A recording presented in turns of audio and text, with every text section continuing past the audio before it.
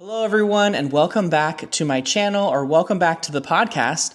You're listening to the 5571 podcast, and my name is Danny, or Just Ask Danny, and this is a podcast all about what's new and what's happening at the Disneyland Resort. And again, this episode is only going to be about Disneyland Resort as we discuss a huge bombshell that was dropped yesterday by Disney Parks blog about the future of Disneyland Resort and the expansion areas we found out about recently, but didn't quite know where they were going or any additional details.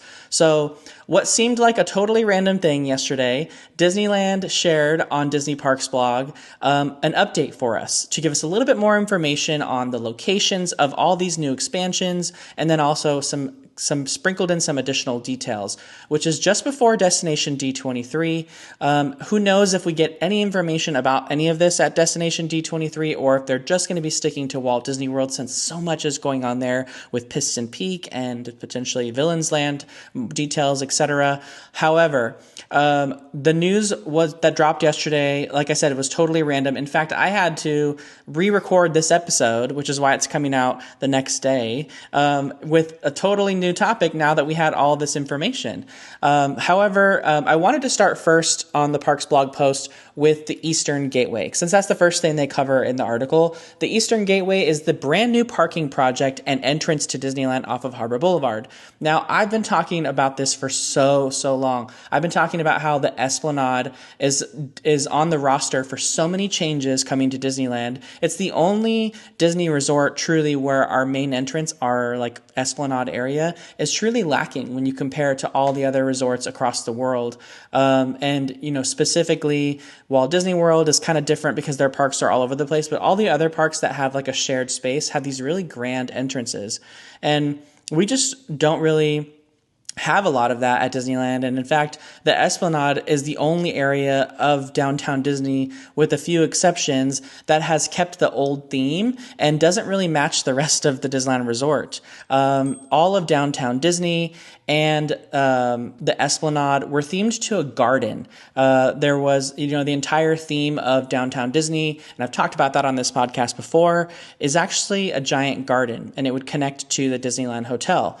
The monorail station is a giant leaf that's folding over. The structure still remains there. They just painted it blue, but it used to be green because it's in the shape of a leaf. If you look at downtown Disney from Google Maps view, you can actually see all of this in person.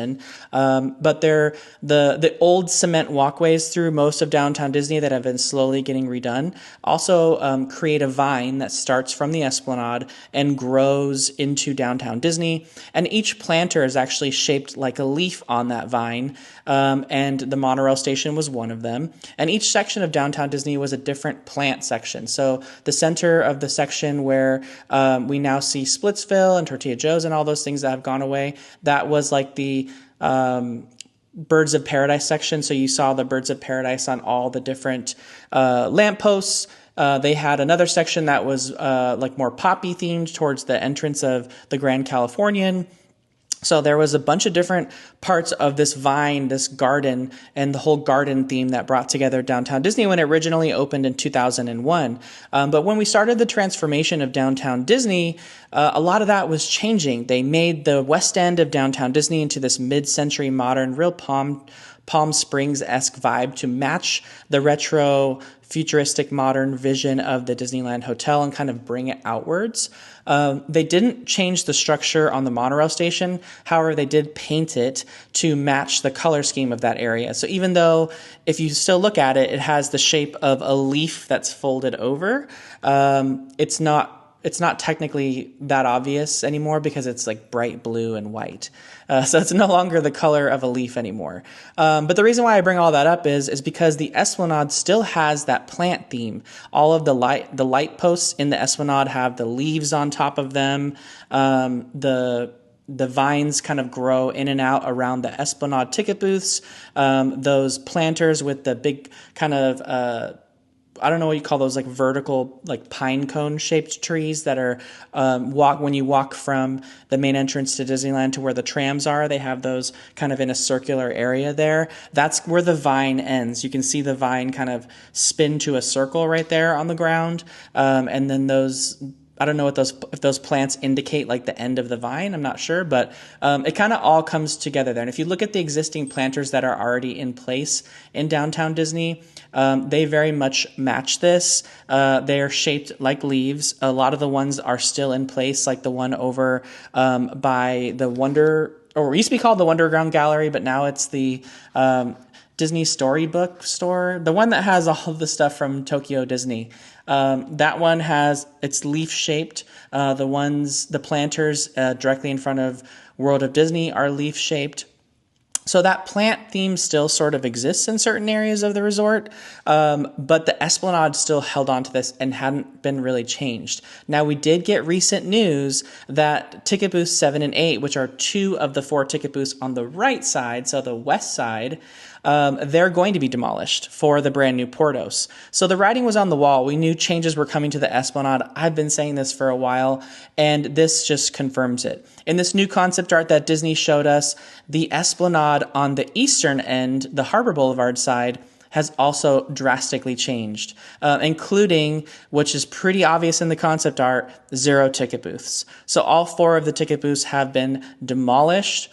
There was also rumors too, way back when, around D23 time, that Disney would also announce a brand new World of Disney, which we haven't seen in the concept art and wasn't mentioned by anyone. But it makes sense, right? Disney has a World of Disney, which is positioned very well to guests that are headed towards the trams and or potentially walking back to their hotel or even walking back to the structure. They're going to be passing a gift shop. And Disney wants you to have that one last opportunity to make sure you can get that souvenir, that one little trinket or item that you wanted to get before you went home to commemorate your visit. And if they had the majority of the guests parking in this new 6,000 parking structure off of Harbor Boulevard, they're not going to be passing a gift shop on their way out. So they would have to have a new kind of shop that guests could have one last opportunity to shop and purchase that perfect Disney souvenir to commemorate their visit on the way home. This I had heard would potentially be like a second version of World of Disney, like a smaller version of World of Disney, potentially even have the name World of Disney 2, like TOO, and would be positioned on that eastern side of the Esplanade so that all of the guests that are walking on the pedestrian bridge going back to the structure, or the guests that are exiting on Harbor Boulevard to go back to their hotels that are Good Neighbor hotels, will still have the opportunity to pass by World of Disney or a new version of World of Disney to get those souvenirs and not have to see or think that World of Disney is already behind us. We're not going to walk over there. It's too far away. So this way, it gives them an opportunity to shop. You can kind of make out potentially where there might be some shops in the concept art that was released, but it's not super evident. But I wanted to bring that up because that was my understanding as to why the ticket booths would go away. But in addition to that, I also mentioned that the current transportation hub at Disneyland, where all the buses drop off from Anaheim Transportation, Orange County Transportation, and of course the Toy Story buses, I mentioned that all of these would be going away to make room for the brand new Avatar expansion coming to Disney California Adventure Park, and it would sit partially in that area and partially in Hollywood Pictures Backlot or Hollywood Land.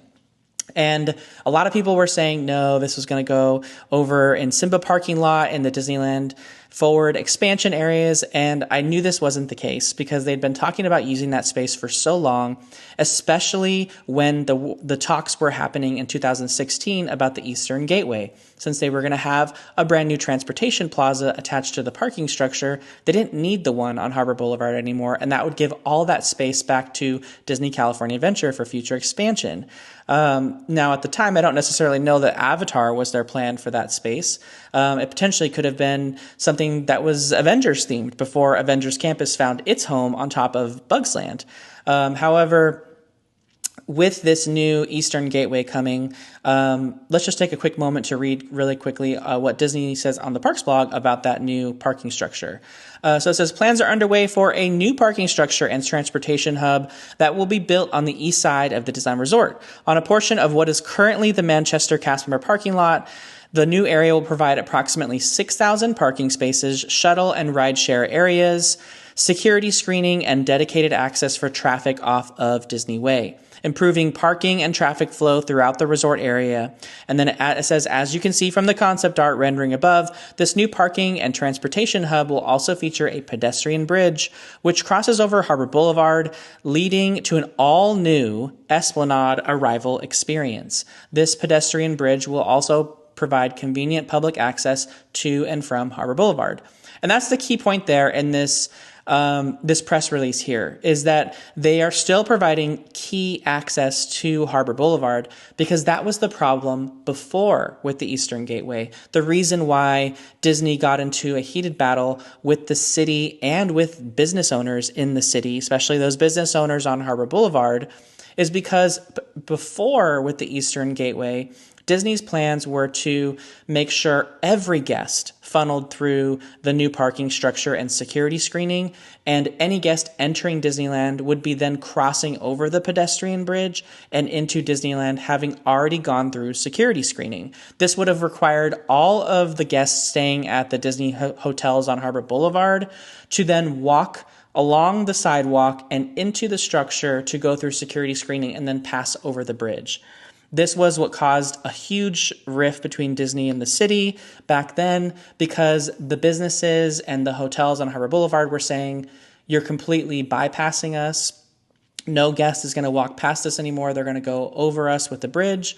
And then the hotels, the Good Neighbor hotels on Harbor Boulevard, were saying we now are in a much worse experience because the guests can no longer enter Disneyland from Harbor. They have to go all the way to essentially Disney Way to snake their way back into the entrance or the pedestrian entrance of the parking structure to go through screening and then pass over the bridge. So it would be a much larger and longer walk, and would probably require a lot of those hotels on Harbor Boulevard to implement some sort of shuttle system so that their guests could get to and from the parking structure and not have to walk, because that could be too long of a walk for a lot of people. So this is a great compromise that Disney has. They still are maintaining a small entrance on Harbor Boulevard, but they're also funneling the majority of the guests through the parking structure. This also means that hotels like the JW Marriott and the Element Anaheim, and also I think it's the Clementine Hotel there, are in a much better position, because they're going to be positioned directly next to that brand new Eastern Gateway, that new Eastern parking structure and transportation area, and can walk much quicker into that space, go through security, and then cross over the pedestrian bridge. So it's really elevated those hotels' location way better than it has ever before. So JW Marriott is really probably, the JW Marriott and the Element Anaheim are probably like one of the best locations now as far as the entrance from that side of Disneyland. So it's a great space to be for those hotels. But I think this is how Disney essentially compromised with the city. They have an entrance still maintained. And if you've looked at the concept art, Disneyland brought back the gigantic Disneyland marquee that we've originally seen on Harbor Boulevard in this space in a whole new way, but still with a retro throwback to the original. And I love it, and it looks so good. I think it's looked better than it ever has. I love the pedestrian walkway. There's lots of lit fences and things that change color. It's just a very beautiful, there's a lot of greenery on it. There's trees growing, there's plants, there's planters. It's very picturesque, and it's a great way to kind of welcome guests to Disneyland on that side. More importantly, the pedestrian walkway, at least in the concept art, goes over the monorail. So it just shows you how high the pedestrian walkway will be. It's going to be very high. If it has to be high enough for the monorail to pass underneath it, and then for the bridge to go over it. So quite the entrance there, but essentially that entire bus loop that we currently have will be gone. In this concept art, it's only barely visible. It looks like maybe a show building for perhaps the Avatar expansion is all that's there right now, which maybe gives you an indication of how positioned the Avatar land will be over at Disney California Adventure Park. But essentially, that pedestrian bridge will drop down into the new Esplanade almost directly. And then the entrance that comes in from Harbor Boulevard looks like it's passing underneath the pedestrian bridge through that brand new marquee. And then it will have what looks like potentially maybe some ticket booths or shopping buildings directly in front of it. Where this new World of Disney is going to go, that's to be seen. That's not mentioned in the article. That's totally speculative rumor, so I just want to make sure I throw that out there. But it was something we heard, and based on this artwork now, I'm seeing potentially some areas this could go. And more importantly, too, it shows us that the monorail, is still kind of taking what looks like the old pathway. A lot of us were wondering what the monorail was going to do, if they were going to build Avatar in that Hollywoodland space. If you think about Monsters, Inc., the monorail passes directly over. And if you're entering Avatar or anywhere near Avatar in that space, a monorail passing through really kind of breaks the world immersion for something like Avatar. So we'll have to see how they implement the monorail, or potentially maybe even move the monorail. We don't really know yet, right? But that's all that they've said about the Esplanade and the Eastern Gateway thus far. The next part of the article talked about the new Coco themed attraction coming to Disney California Adventure. Now we know this is going to be a boat ride. We saw concept art of this at D23, and it looks amazing. It looks very well themed, very grand. I'm not sure if this is going to be a super short ride. There's not really a lot of space back there, but some people are bringing up comparisons showing that the building for Pirates of the Caribbean isn't that big either, and Pirates of the Caribbean is one of the longest attractions at Disneyland. So there's a potential, right? Some people were saying they were hearing rumors about this Coco ride being kind of similar in length and in style to the Rapunzel boat ride over in Tokyo Disney, which is a very grand and beautiful ride as far as large immersive set pieces, but the ride itself is very, very, very short. And people thought, oh, that would be perfect for DCA. They could just slot it in and it would be like a short little Coco ride. But I honestly feel that like the first foray, if you would, into Coco at Disney California Adventure needs to be incredible because people love this franchise in Southern California, and it's going to be an extremely popular attraction either way. But what they said in the article is, as we continue to add new experiences to Disney California Adventure, we're excited to share that the upcoming attraction to Pixar Animation Studios Coco will be built near Paradise Gardens Park and Pixar Pier, in areas that are predominantly backstage today. Construction on this attraction is set to begin backstage this fall. So this fall, we're already going to see deconstruction happening backstage to prepare for this ride, just like they already are for Adventures Campus. So when Josh D'Amaro really said that they were turbocharging these projects, that is seemingly what is truly happening. They are moving fast on these projects. We have things like the Olympics coming to Southern California in 2028, in just about this now 2.5 years from now. So, there's not that much time left, and I'm sure they want to have a lot of these new experiences open or opening soon around that time. And they would then have, a bunch of new things to offer guests who are here for the Olympics. In fact, I even heard that some of the Olympic celebrations or et cetera will be held in and around Disneyland. So that's a huge deal for them too, and they probably want to be prepared for that. Now, in the concept artwork that they showed for us over here in this new space that you'll be entering, the Coco attraction or themed space, it's actually nestled directly against the Incredicoaster's track right next to Emotional Whirlwind. So if you can picture the Incredicoaster track that makes that big circle right around Emotional Whirlwind, there's a parade gate that leads backstage right there that says Pixar Pier on it. This is essentially sitting right there in place of that gate. I don't know how that's going to work when it comes to parades. In fact, the building that is directly behind the Incredicoaster, where they're alluding in this post for the attraction to go, because directly behind this space, there's nothing. There's the main buildings of the two restaurants that are there, which in this post did not say that they were closing. So we can assume that Boardwalk Pizza and Pasta and Paradise Garden Grill will remain. What's behind the Incredicoaster, though, are 3 administrative buildings, including one giant warehouse building, which houses parade floats, is also where they maintain parade floats, and it's where they stage and destage parade floats. Because the parade can start at either end, depending on what time of day it's starting. And that space is used to house the floats. Disneyland has those. DCA has 2 of them. This would eliminate that. And I truly don't know where they could put a replacement for this, or for that matter, a replacement gate. I've seen a bunch of theories on Twitter from different users about potentially where a parade gate could go while simultaneously allowing guests to access this new space. But we could also get a world where Disney California Adventure Park just doesn't host parades anymore. If you think about the park in and of itself right now, they haven't really had a lot of new parades specifically made for the park. The Pixar Play Parade was at Disneyland. That came over to Disney California Adventure Park, and the majority of that parade was then gutted and redone for the Better Together Parade, which we see today. So there's nothing really new in the Better Together Parade other than the external pieces that were put on the old parade floats.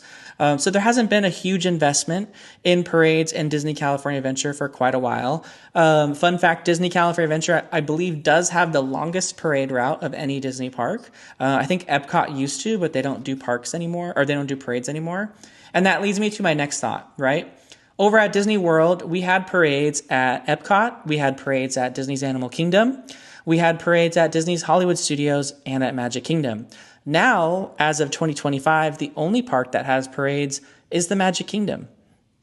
Our park didn't have a parade until Better Together, and the only time it saw a parade was for Halloween time during Oogie Boogie Bash, when they would have the Mickey's Halloween parade, whatever it's called. I forget exactly what it's called, but the one that happens during Oogie Boogie Bash. And up until Better Together Parade debuted last summer for Pixar Fest, we never saw really a parade at Disney California Adventure for quite some time. So do we see a future where Disney California Adventure just doesn't host parades? It becomes a park like Epcot. It becomes a park like Animal Kingdom, where they just don't consider it to be something they want to do in that park anymore.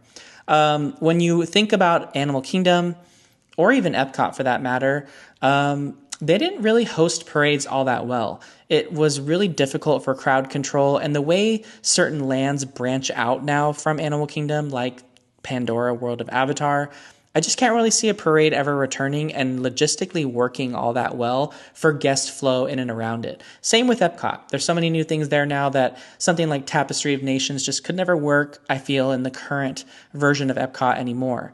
When we think about parades over at Disney California Adventure Park, so much of the park has changed as far as where you go. The Pixar Pier is kind of changed a little bit. We have new areas in the park for Avengers Campus and Cars Land that really didn't exist before when the park was originally designed to host parades. And if you think about a parade now in Disney California Adventure Park, it's very, very difficult to traverse or get around in the park when a parade is going. In fact, in some spaces, it's almost impossible. When you're in, let's say, Cars Land or San Francisco Square, and you're trying to get to another area of the park, a lot of times you are just stuck there. And you have to just wait until the parade is over, until you can cross to the other side. There's truly no way to kind of exit out of the park unless you're going through all the way of the back end of Hollywoodland, which, as it is right now, because of Avengers Campus construction, there's no physical way to do that. So you are truly stuck in Avengers Campus in San Francisco Square on that side of the park until the parade is done. And that's just the way it is right now. And that's kind of how it's always been. When they had the electrical parade there, when they had the Paint the Night parade there, it was always a huge nightmare at California Adventure Park. And maybe they just realized moving forward with all of the changes coming to California Adventure that potentially parades just don't really have a home here anymore. If you think about Carthay Circle, it is in fact a circle, right? And there's still a parade gate and there's still a parade warehouse next to the Guardians of the Galaxy Mission Breakout attraction, there's no reason why a smaller form parade like Mulan's Lunar New Year procession and the Viva Navidad parade couldn't kick off at that parade gate, come all the way down Sunset Boulevard and Hollywood Boulevard in Hollywoodland, and then come out to Carthay Circle, make the full circle around Carthay, and then head on back the other direction.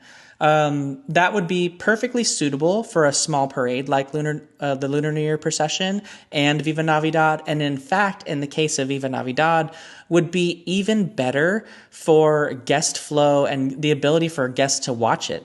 One of the worst things about where they do get Viva Navidad right now is that there's literally almost no room to watch that show. And you have to be amongst the select few that can get these tiny little slivers of spots to watch the show, or you can just crowd with all the other guests on the right side of the parade and watch it from afar. It's truly one of the worst spaces to watch a parade, and it just kind of worked in the moment when it used to be more of like a quick thing, but now it's become such a huge staple. I feel like moving it to that side of the park is so much better. And right now, even the Lunar New Year procession kicks off there anyway. It starts in Hollywoodland and goes all the way through the entire DCA parade route. It's not a very grand parade. It only has one float, and everything else in the parade is just dancers. So when you think about it, truly, Disney California Adventure doesn't really have these grand parades like Paint the Night. It doesn't have these huge parades that need all this space. We could see a world where it just doesn't exist anymore, and they felt like the addition of Coco into this space, and then also the parade corridor on that side, eventually leading into the expansion of future spaces for Disneyland Forward across the street of Disneyland Drive, are truly a better investment for them than having parades at DCA. And again, all the other parks at Disney World don't have parades anymore either. So there's something to be said about that. Obviously, Disney didn't confirm any of that, and that's all speculative, but this is based on the concept artwork, taking up the space that would be where parades go. And personally, I just don't see how a real parade would work anymore at DCA, but I still see a way forward for things like Viva Navidad and the Lunar New Year procession. And lastly, I wanted to talk about something I am extremely excited for myself. In fact, I'm wearing my Pandora shirt because I'm so excited for it. And that is the Avatar experience coming to Disney California Adventure Park. Now, the thing that perplexes me the most about this Avatar land or Avatar experience is just that. I don't know why, ever since the beginning when this was first shared, and I think like the D23 interview with the cast of Avatar Way of Water, that they have referred to this as anything but a land. They've called it an Avatar experience. Now in this current blog post, they're calling it an Avatar destination. They also referred to it as a Avatar experience in this article, but they call it an Avatar destination.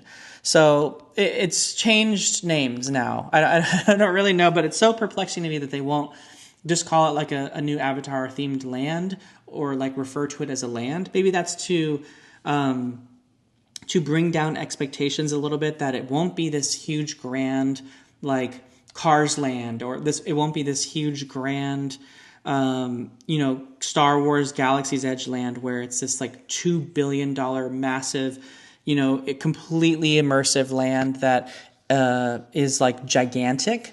Now, from all the concept art that they've shared with us, it is pretty sizable, and it is, of course, very immersive when you're inside of it, but maybe not as grand or as large as something like Star Wars Galaxy's Edge or even Pandora World of Avatar over at Disney's Animal Kingdom. The original concept art showed what looked like could be two different attractions.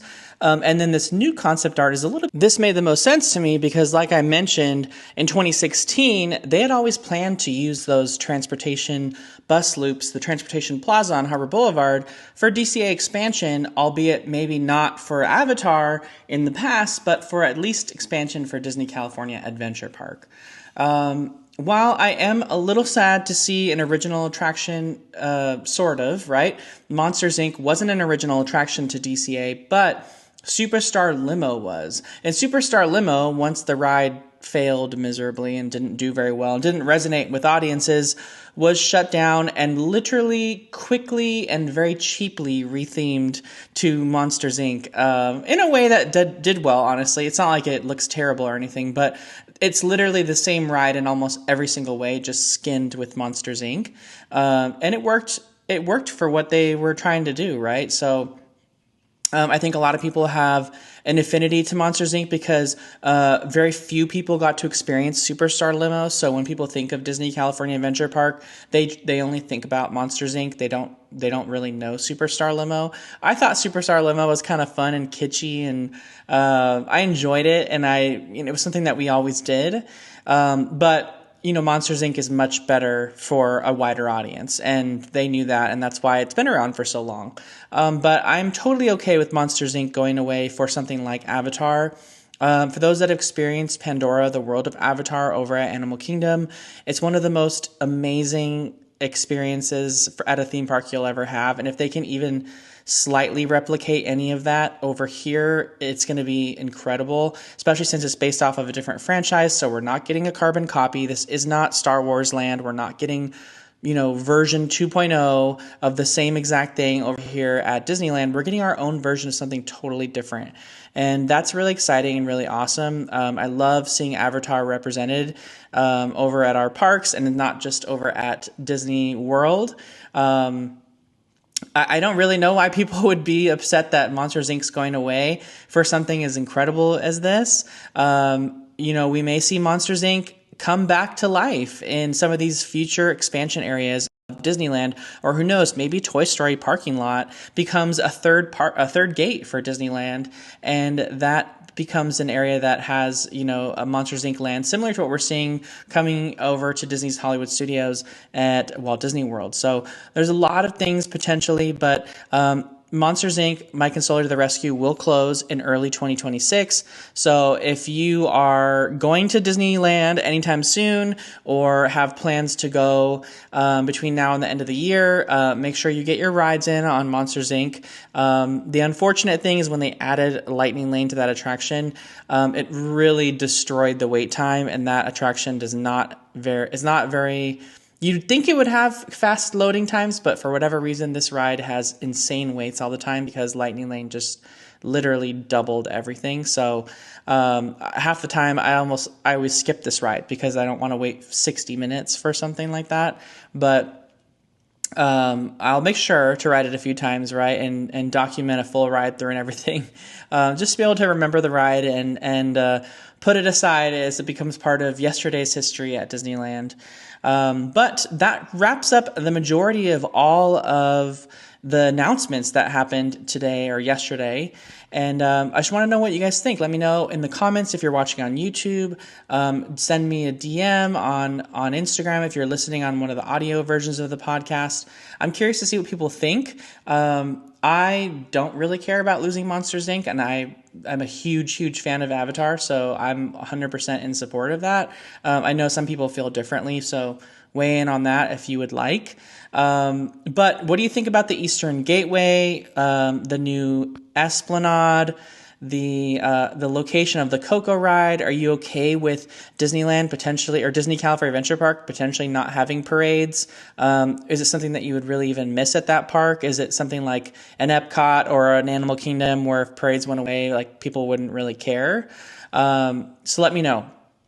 But all in all, we'll have more to talk about next week, I'm sure, as we continue to have some time to discuss these. I'll of course, be discussing more of this on Speculation Sunday on Mondo's Five Fires YouTube channel for our live stream this Sunday, talking about all of the things about this and Halloween Horror Nights, because we got a lot of announcements for Halloween Horror Nights too, and I didn't get to talk about any of those on this re-recorded version, but we'll get into Halloween Horror Nights on next week's podcast because there's a lot of stuff coming, a lot of announcements, Five Nights at Freddy's, and I think Fallout was just announced too, so there's stuff that we can discuss in regards to Universal Studios as well too. So, but I'm so excited for these changes coming to Disneyland. I couldn't even be more excited for something like Avatar. I really hope it's somewhat of a sizable experience, and we'll have a land that has also a restaurant, because I'm really excited for the food at Avatar more than anything. So I really, really hope, fingers crossed, that we get that.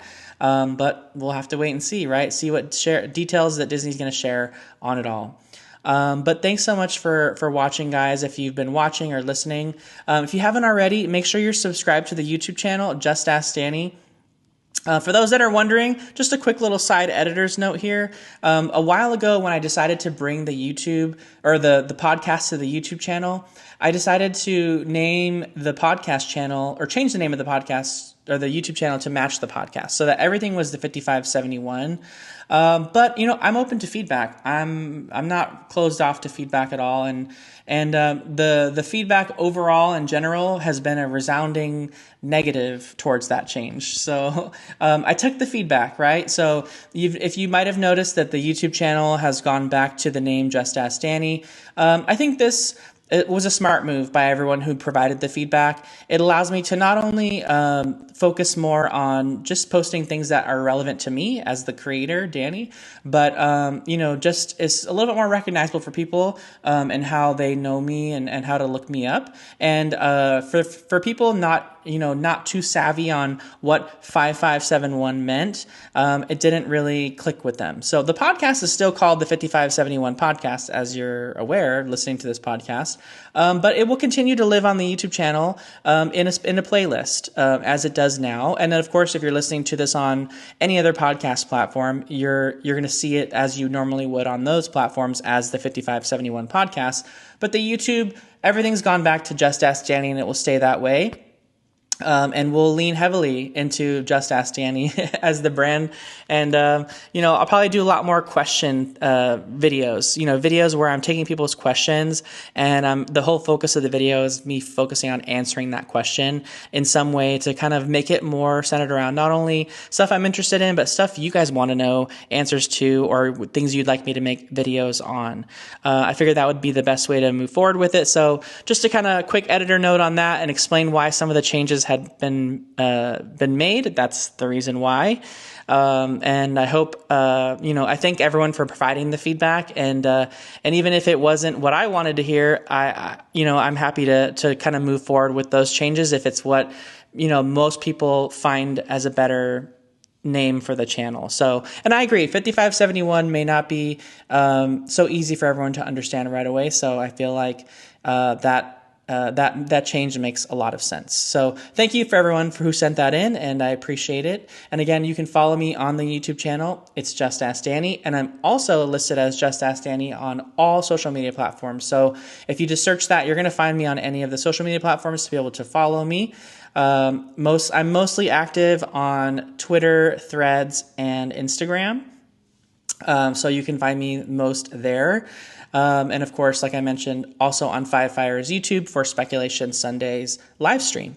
But thanks again for listening and or watching, everyone. And we'll keep an eye on all this. There's a lot of changes happening. Construction is starting literally this year on all these projects. So it's going to be a lot of stuff for us to cover and showcase. But I'm thinking my next video is going to be like an on the boots, in person kind of, showing you these things and how big they are, right? I think people don't know. I've done this a really long time ago. If you guys want to dig past on my YouTube channel, you'll see I did a video on this where I showcased just how big some of these spaces are, so you can get an idea. Because when you think about it in your head, it's not that big. Or if you think about it and see it on Google Maps, maybe it doesn't look that big either.